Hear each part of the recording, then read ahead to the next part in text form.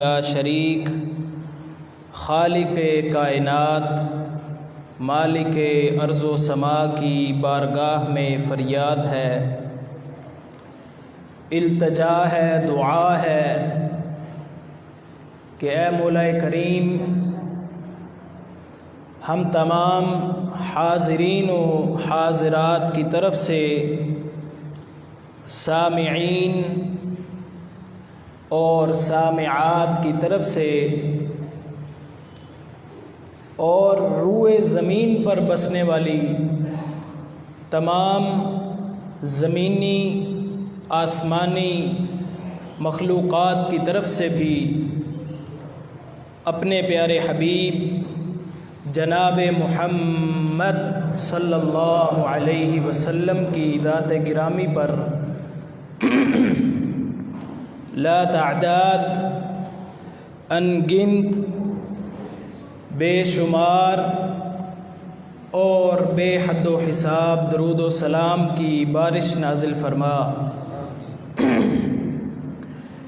ان اللہ و ملائکتہ یصلون علی النبی یا ایہا الذین آمنوا صلوا علیہ وسلموا تسلیما۔ اللہم صل علی محمد وعلی آل محمد کما صلیت علی ابراہیم وعلی آل ابراہیم انک حمید مجید۔ اللہم بارک علی محمد وعلی آل محمد کما بارکت علی ابراہیم وعلی آل ابراہیم انک حمید مجید۔ گرامی قدر حضرات، سامعین محترم، میرے عزیز بھائیوں، بزرگوں، پردہ نشین ماؤں اور بہنوں، گزشتہ خطبہ جمعہ میں ہم نے اس بات کا جائزہ لیا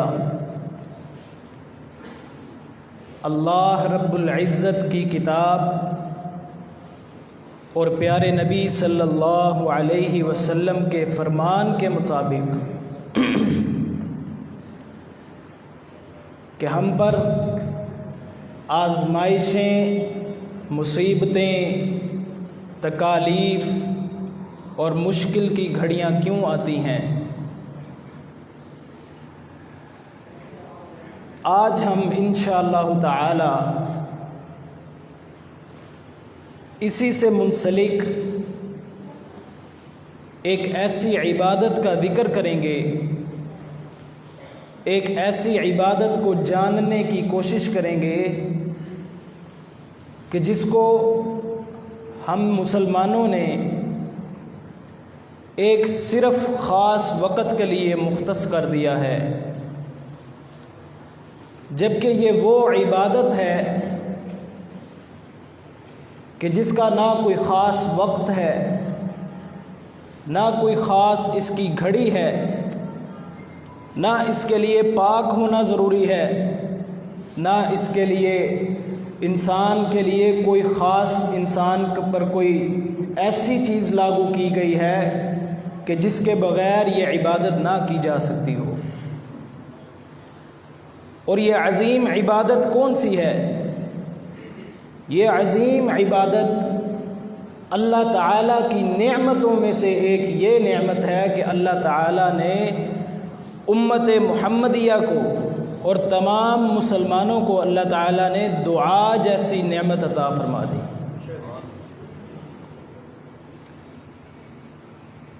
میرے بھائیوں، دعا ایک مستقل عبادت ہے، لیکن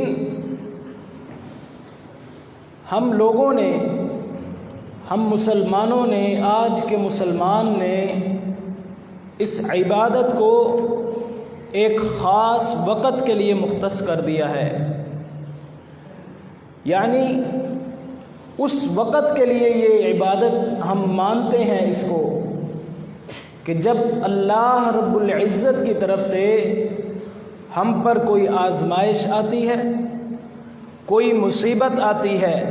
یا کوئی مشکل وقت آن پڑتا ہے، اس وقت ہم اس عبادت کی طرف لوٹتے ہیں، جبکہ اللہ کے نبی امام الانبیاء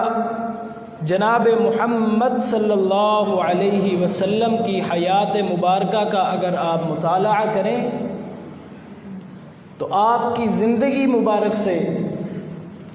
آپ کے ایک دن میں پیارے نبی صلی اللہ علیہ وسلم سے 1000 سے زیادہ روزمرہ کی دعائیں ثابت ہیں۔ وہ دعائیں جو رسول اکرم صلی اللہ علیہ وسلم لیل و نہار میں اپنی زبان مبارک سے بیان کرتے اور اپنے رب کی کبریائی کو بیان کرتے، مگر افسوس اس بات کا ہے کہ ہم مسلمانوں نے اسی عبادت کو جو اللہ رب العزت کی طرف سے اس قدر بڑی نعمت ہے کہ جس کے لیے اللہ تعالیٰ نے کوئی خاص وقت بھی مقرر نہیں فرمایا، جتنی بھی عبادتیں ہیں اسلام میں، جتنی بھی عبادات ہیں، ان تمام کا ایک خاص وقت مقرر فرمایا ہے۔ اگر آپ نے فرض نماز ادا کرنی ہے تو اس کے لیے ایک وقت مقرر فرما دیا۔ اسی طرح رمضان کے روزے ہیں تو وہ سال میں ایک مرتبہ ہی آتے ہیں۔ اگر آپ نے زکوٰۃ ادا کرنی ہے تو وہ سال میں ایک ہی مرتبہ ادا کرنی ہے، مگر یہ ایک ایسی عبادت ہے کہ جس کو اللہ رب العزت نے انسانیت پر اور مسلمانوں پر اللہ تعالیٰ نے ایک خاص کرم فرمایا، اپنی رحمت کا نزول فرمایا اور مسلمانوں کو اس عظیم عبادت سے اللہ تعالیٰ نے مستفید فرمایا ہے۔ اب مسئلہ یہ ہے کہ ہم اس عبادت کو مستقل ماننے کے لیے تیار ہی نہیں ہیں، جبکہ یہ وہ عبادت ہے کہ جب اس دنیا میں، کائنات میں جب پہلا انسان ہمارے ابا جان آدم علیہ السلام کو ان کی تخلیق کی جا رہی تھی، تو جب روح کو پھونکا گیا تو سر سے نیچے کی طرف وہ بنتے گئے، اور اوپر والا حصہ جب بن گیا تو جناب آدم علیہ السلام نے چھینکا اور اس پر فرشتوں نے جناب آدم علیہ السلام کو کہا کہ آپ اس پر الحمدللہ کہیں، اور جناب آدم علیہ السلام نے اس پر الحمدللہ کہا۔ اس کے جواب میں فرشتوں نے یرحمک اللہ کہا، یعنی آدم علیہ السلام اور انسانیت کی جہاں سے ابتدا ہوتی ہے، اس عظیم عبادت کی ابتدا بھی وہیں سے کر دی گئی۔ اور اسی طرح جناب آدم علیہ السلام کی توبہ کا جو معاملہ تھا وہ بھی اللہ تعالیٰ سے دعا کرنے کی صورت میں ہی توبہ قبول کی گئی۔ اس لیے اس عظیم عبادت کو ہمیں مستقل عبادت سمجھنے کی ضرورت ہے۔ اللہ تعالیٰ نے قرآن کریم میں، فرقان حمید میں، آیات میں، اور پیارے نبی صلی اللہ علیہ وسلم نے اپنے فرمان میں اس عظیم عبادت کی ایک خاص اس کی قدر و قیمت بیان فرمائی۔ میرے بھائیوں اور بزرگوں، اس میں نبی علیہ السلام کی زندگی مبارک جو تھی وہ دعاؤں سے بھری پڑی ہے۔ اس قدر آپ صلی اللہ علیہ وسلم سے دعائیں ثابت ہیں کہ آپ صلی اللہ علیہ وسلم سو کر اٹھتے تو دعا کرتے، وضو کے لیے گئے، غسل خانے میں گئے ہیں، بیت الخلاء میں گئے ہیں تو دعا کرتے، بیت الخلاء سے نکلے ہیں تو دعا کرتے،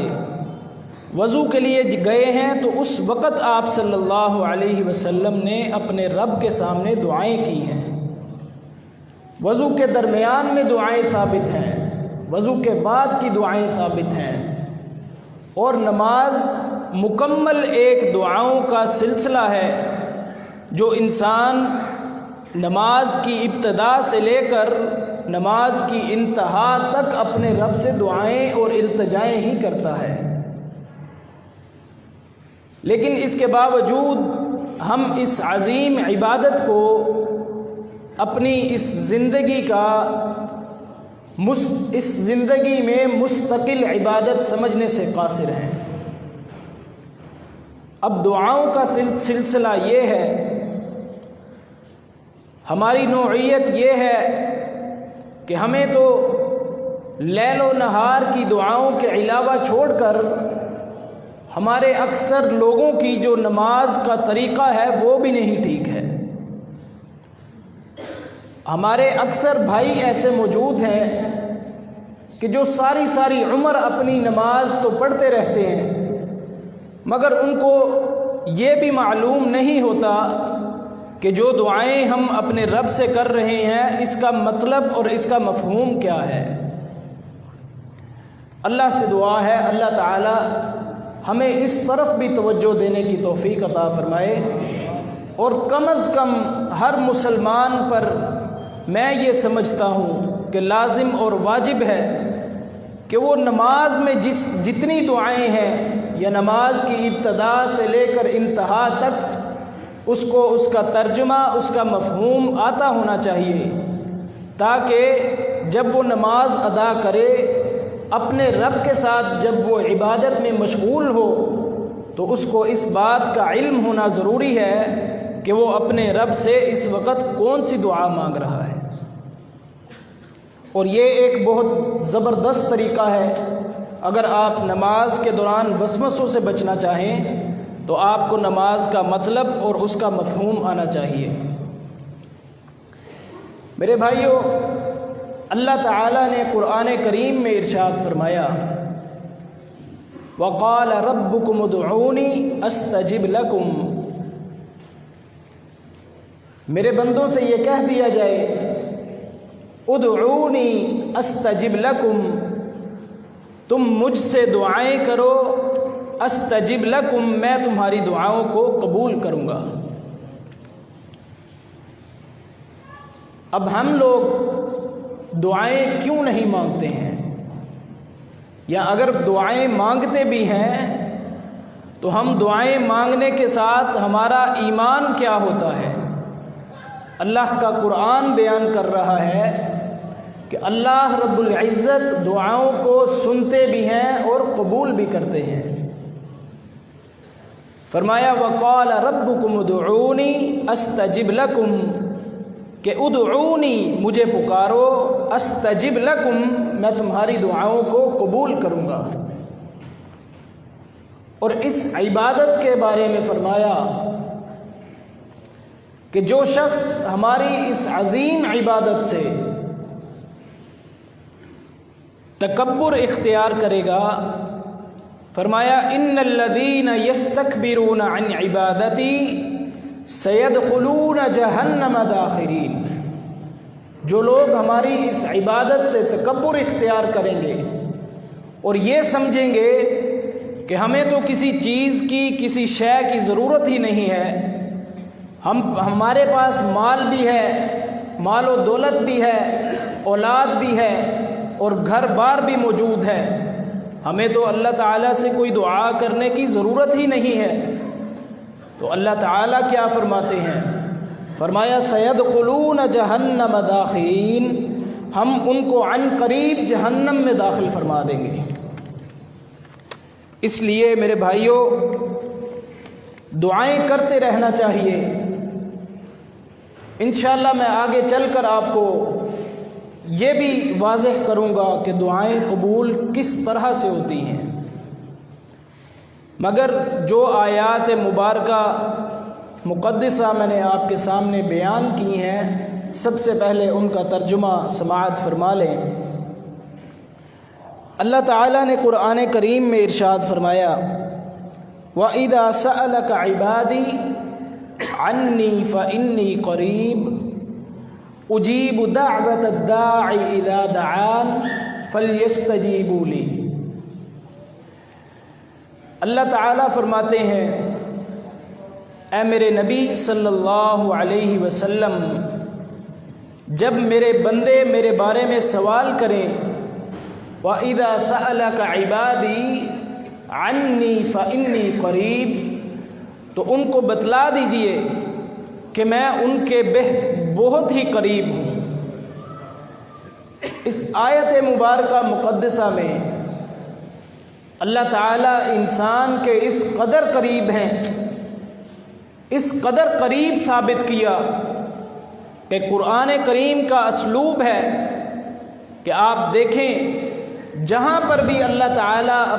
اپنے بندوں کے بارے میں بات کرتے ہیں، وہاں پر اپنے نبی سے فرماتے ہیں کہ ان کو کہہ دیجئے، ان کو بتلا دیجئے، اور یہاں پر دعا کا معاملہ آتا ہے تو اللہ تعالیٰ فرماتے ہیں، وَإِذَا سَأَلَكَ عِبَادِي، جب میرے بندے آپ سے سوال کرتے ہیں، جب میرے بندے آپ سے سوال کرتے ہیں، یہ نہیں کہا کہ آپ فرما دیجئے، اللہ تعالیٰ نے فوراً عرش کی بلندیوں سے خود ارشاد فرمایا، فَإِنِّي قَرِيب، میں اپنے بندوں کے سب سے زیادہ قریب ہوں۔ سارے کہہ دیں سبحان اللہ۔ اب اس آیت مبارکہ مقدسہ میں جہاں پر یہ بیان کیا گیا کہ ہم آپ کے سب سے زیادہ قریب ہیں، ہم لوگ اللہ رب العزت کے سامنے، اس کائنات کو تخلیق کرنے والے کے سامنے، ہمیں رزق عطا کرنے والے کے سامنے دعائیں کرنے کی بجائے ہم لوگوں سے کہتے ہیں کہ آپ دعا کریں۔ ہم درباروں پر جا کر دعائیں کرتے ہیں، مزارات پر جا کر دعائیں کرتے ہیں، پیروں اور فقیروں کے پاس جا کر دعائیں کرتے ہیں اور نظر و نیاز مانتے ہیں، جبکہ اللہ کا قرآن کیا کہتا ہے اور محمد کا فرمان کیا کہتا ہے۔ اللہ تعالیٰ ارشاد فرماتے ہیں ایک اور مقام پر، وَنَحْنُ أَقْرَبُ إِلَيْهِ مِنْ حَبْلِ الْوَرِيدِ، ہم تو تمہاری شاہ رگ سے بھی زیادہ قریب ہیں۔ تو مجھے بتائیں کہ جو ذات آپ کی شاہ رگ سے بھی زیادہ قریب ہو، اس ذات کو تلاش کرنے کے لیے ہمیں کسی مولوی، کسی پیر، کسی فقیر یا کسی دربار یا کسی مزار پر جانے کی ضرورت ہو سکتی ہے؟ آئیے اللہ رب العزت کے سامنے، خالص اللہ کے سامنے، اس کائنات کو تخلیق کرنے والے رب کے سامنے دعائیں کریں۔ اور اللہ کیا فرماتے ہیں؟ اللہ فرماتے ہیں ہم ان کی دعاؤں کو سنتے بھی ہیں اور قبول بھی کرتے ہیں۔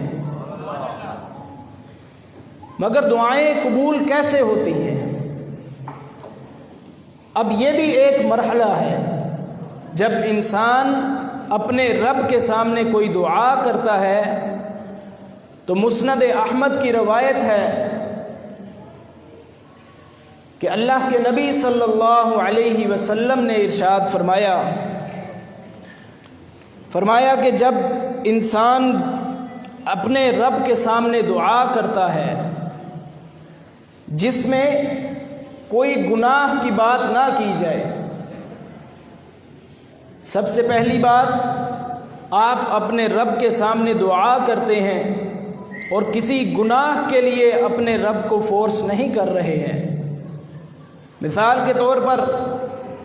آپ یہ دعا کریں کہ اللہ تعالی ہمارے لیے زنا کو آسان فرما دیں، یا چوری کو آسان فرما دے۔ اس حدیث مبارکہ میں فرمایا گناہ کی بات نہ ہو اس دعا میں، اور دوسری بات قطع تعلقی کی بات نہ ہو، اپنے رشتہ داروں اعزہ و اقارب سے رشتہ توڑنے کی بات نہ کی جائے، تو اللہ کے نبی صلی اللہ علیہ وسلم نے ارشاد فرمایا کہ وہ دعا اپنے رب کے پاس ضرور بضرور قبولیت کا شرف حاصل کر لیتی ہے۔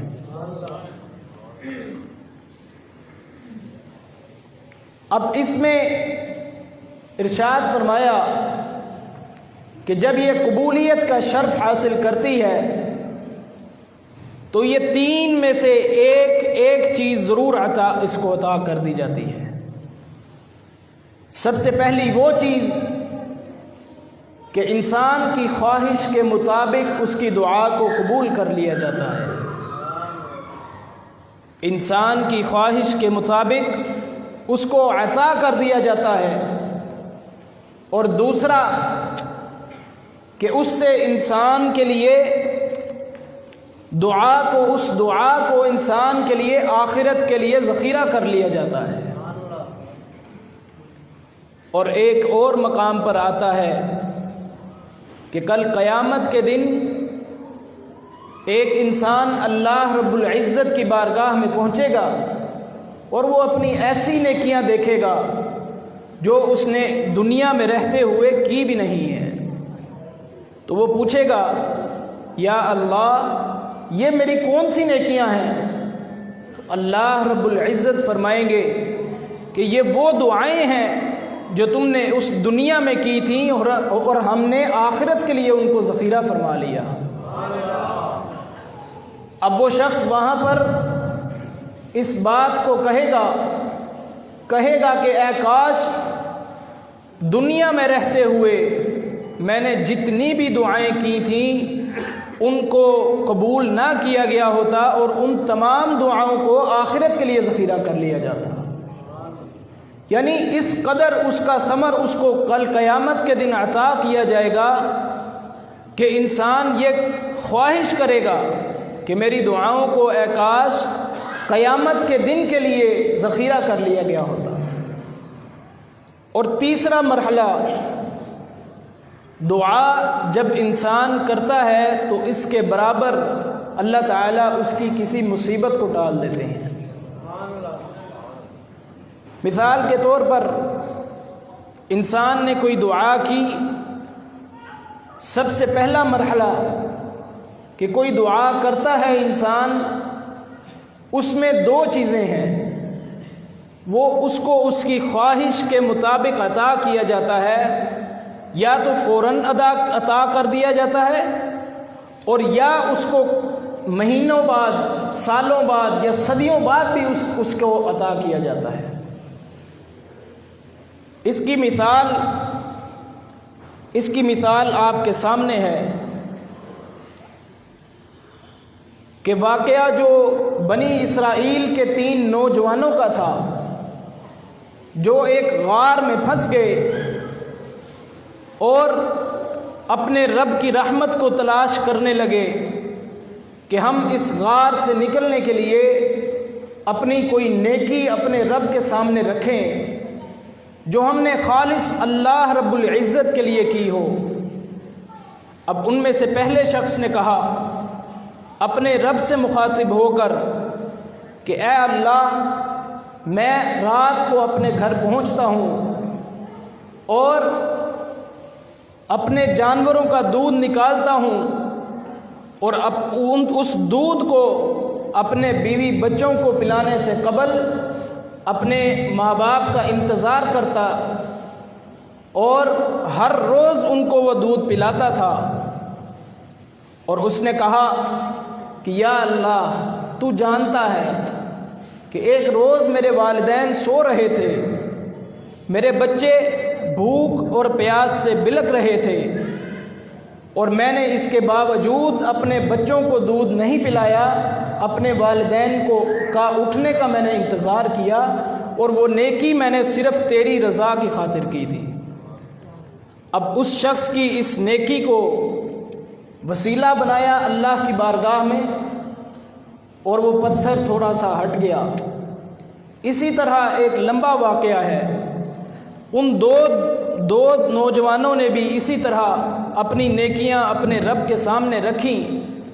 تو وہ غار کا دروازہ یا جو پتھر تھا وہ ہٹ گیا اور وہ اللہ کی رحمت سے وہ صحیح سلامت واپس آ گئے۔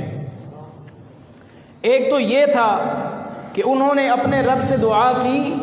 اور ان کی خواہش کے مطابق ان کو فوراً عطا کر دیا گیا، اور ایک یہ ہے کہ ابراہیم علیہ السلام دعا کرتے ہیں اپنے رب سے۔ انبیاء علیہ السلام میں سے جو سب سے بڑے نبی گزرے ابراہیم علیہ السلام، وہ اپنے رب سے دعا کرتے ہیں۔ قرآن کریم میں اللہ تعالیٰ نے اس دعا کو ذکر فرما دیا، ربنا وبعث فیہم رسولا منہم یتلو علیہم آیاتہ ویزکیہم ویعلمہم الکتاب والحکمہ، کہ اے اللہ یعنی اسماعیل علیہ السلام میں سے ان کو اولاد عطا فرما، اور وہ اولاد عطا فرما کہ یتلو علیہم آیاتہ، جو تیری آیات کو پڑھ پڑھ کر ان کو سنائے، وَيُزَكِّيهِمْ، اور ان کو ان آیات سے پاک کرے، یعنی ان کو گناہوں سے بچائے، وَيُعَلِّمُهُمُ الْكِتَابَ وَالْحِكْمَةَ، اور ان کو تیری کتاب یعنی قرآن کریم کا اور حکمت کا یعنی اللہ اور اس کے رسول کے دین کا علم عطا فرمائے۔ اور آپ جانتے ہیں ابراہیم علیہ السلام کی یہ دعا کب قبول ہوئی؟ پیارے نبی صلی اللہ علیہ وسلم نے حدیث مبارکہ میں اس کی تشریح فرمائی اور فرمایا ابراہیم علیہ السلام کی اس دعا کا جو ثمر اللہ نے ان کو عطا فرمایا وہ میری صورت میں عطا فرمایا۔ یعنی یہ تقریباً 1000 سال کا وقفہ ہے۔ اس لیے دعاؤں کی قبولیت کے جو وقت ہے ان میں سے ایک یہ بھی ہے کہ سب سے پہلے اللہ تعالیٰ آپ کو وہ عطا فرما دیتے ہیں جو آپ کی خواہش کے مطابق ہے۔ اب وہ کب عطا فرماتے ہیں یہ اللہ کی مرضیاں ہیں۔ آج آپ دعا کریں، آج آپ ایک مثال دیتا ہوں کہ ہم لوگ جو بھی اس دنیا میں مال و دولت اکٹھا کرتے ہیں یا ہماری کوشش ہوتی ہے کہ ہم اس دنیا میں مال اکٹھا کر کے اپنے بیوی بچوں کے لیے، اپنے آنے والی نسل کے لیے چھوڑ کر جائیں، یہی مثال لیں آپ کہ اب آج اگر آپ کوئی دعا کرتے ہیں اپنے رب کے سامنے، ہو سکتا ہے آپ کو اس کا ثمر اللہ تعالیٰ آج ہی عطا فرما دے، لیکن یہ بھی ہو سکتا ہے کہ اللہ تعالیٰ آنے والی آپ کی تمام نسلوں کو اس کا فائدہ عطا فرمائے۔ اس لیے اللہ رب العزت کے سامنے دعائیں کرتے رہنا چاہیے۔ دوسرا وہ مرحلہ ہے کہ جس کے بارے میں نے پہلے وضاحت کر دی کہ آخرت کے لیے ذخیرہ کر دی جاتی ہے، اور تیسرا وہ مرحلہ کہ انسان سے اس دعا کے برابر کوئی مصیبت کو ٹال دیا جاتا ہے۔ اللہ سے دعا ہے اللہ تعالی ہمیں خالص اللہ رب العزت کے سامنے اپنی دعائیں، التجائیں، مرادیں، آرزوئیں اور اپنی تمام کی تمام جو نظر و نیاز ہے اللہ رب العزت کے نام پر دینے کی توفیق عطا فرمائے۔ اپنی تمام مصیبتوں کی، آزمائشوں کی، دکھ کی گھڑیوں کی ہم جتنی بھی اپنے رب کے سامنے دعائیں کر سکتے ہیں اللہ تعالی ہمیں توفیق عطا فرمائے۔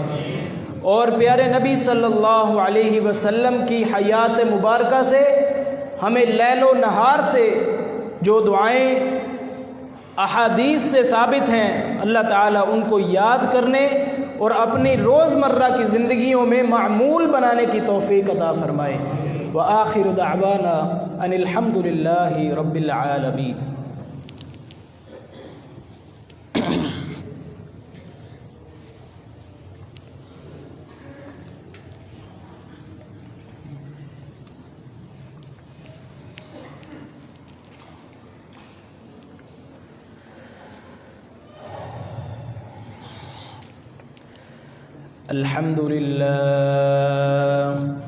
الحمد لله نحمده ونستعينه ونستغفره ونؤمن به ونتوكل عليه ونعوذ بالله من شرور أنفسنا ومن سيئات أعمالنا من يهده الله فلا مضل له ومن يضلله فلا هادي له ونشهد أن لا إله إلا الله وحده لا شريك له ونشهد أن محمدًا عبده ورسوله أما بعد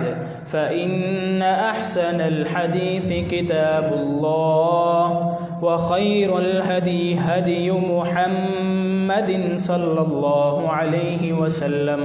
وشر الأمور محدثاتها وكل محدثة بدعة وكل بدعة ضلالة وكل ضلالة في النار۔ أعوذ بالله السميع العليم من الشيطان الرجيم، بسم الله الرحمن الرحيم۔ إن الله وملائكته يصلون على النبي يا أيها الذين آمنوا صلوا عليه وسلموا تسليما۔ اللهم صل على محمد وعلى آل محمد كما صليت على إبراهيم وعلى آل إبراهيم إنك حميد مجيد۔ اللهم بارك على محمد وعلى آل محمد كما باركت على إبراهيم وعلى آل إبراهيم إنك حميد مجيد۔ اللهم ربنا اغفر لنا ولإخواننا الذين سبقونا بالإيمان ولا تجعل في قلوبنا غلا للذين آمنوا ربنا إنك رؤوف رحيم۔ اللهم ارحم على أحوالنا ولا تنظر إلى سوء أعمالنا۔ اللهم ارحمنا بالقرآن العظيم وانفعنا بالآيات والذكر الحكيم۔ اللهم إنا نسألك العفو والعافية في الدنيا والآخرة۔ اللهم إنا نسألك العفو والعافية في الدنيا والآخرة۔ اللهم انصر الإسلام والمسلمين ودمر على أعدائك وأعداء الدين وأذل الشرك والمشركين والظالمين في كل مكان۔ عباد الله رحمكم الله، إن الله يأمر بالعدل والإحسان وإيتاء ذي القربى وينهى عن الفحشاء والمنكر والبغي يعظكم لعلكم تذكرون۔ اذكروا الله يذكركم وادعوه يستجب لكم ولذكر الله تعالى أعلى وأوسع۔